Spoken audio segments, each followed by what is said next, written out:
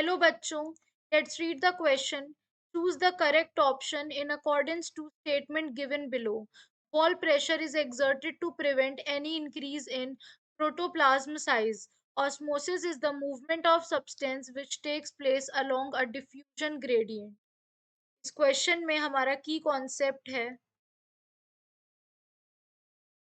Diffusion.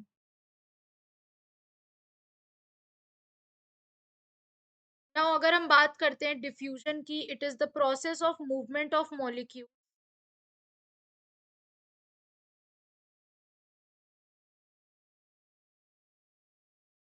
from one place to another in a concentration gradient.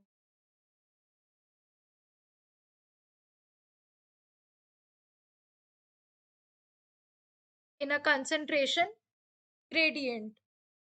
Now basically होता क्या है, हमसे फर्स्ट स्टेटमेंट कह रहा है that wall pressure is exerted to prevent any increase in the protoplasm size. तो ये स्टेटमेंट बिल्कुल हमारा ट्रू स्टेटमेंट है. अब ये ट्रू क्यों है, let's see that. First statement says that wall pressure exerts to prevent any increase in protoplasm. क्यों? Because when the protoplasm swells, जब protoplasm swell करता है and applies pressure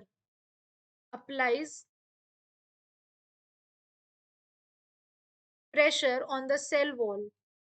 ठीक है, तो उस कंडीशन में क्या होता है, सेल वॉल भी उतना ही प्रेशर एक्सर्ट करता है उसे पीछे करने के लिए. यानी यहाँ पर हमारा अगर हम देखें कौन सा लॉ बैठ रहा है, third law, that is at every action equal and opposite reaction. यानी अगर जो प्रोटोप्लाज्म है वो एक्शन दे रहा है, तो सेल वॉल जो है वो भी अगेंस्ट में क्या कर रही है, उसको बैक करती है. यानी कि cell wall exerts equal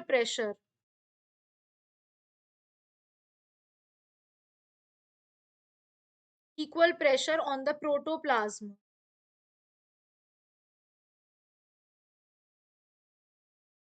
So we can say that कि हमारा ये जो स्टेटमेंट है, this is the correct statement.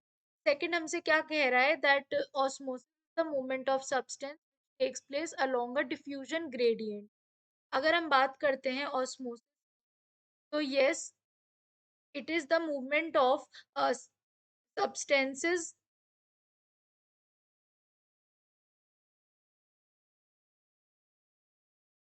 movement along diffusion gradient.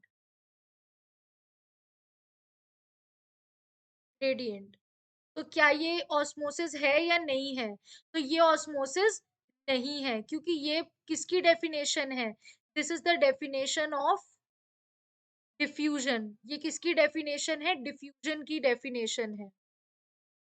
This is correct for diffusion, not for osmosis.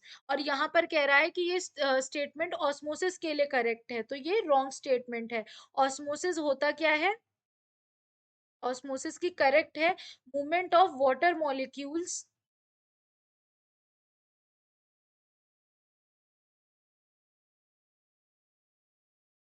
movement of water molecules through a semi-permeable membrane along concentration gradient.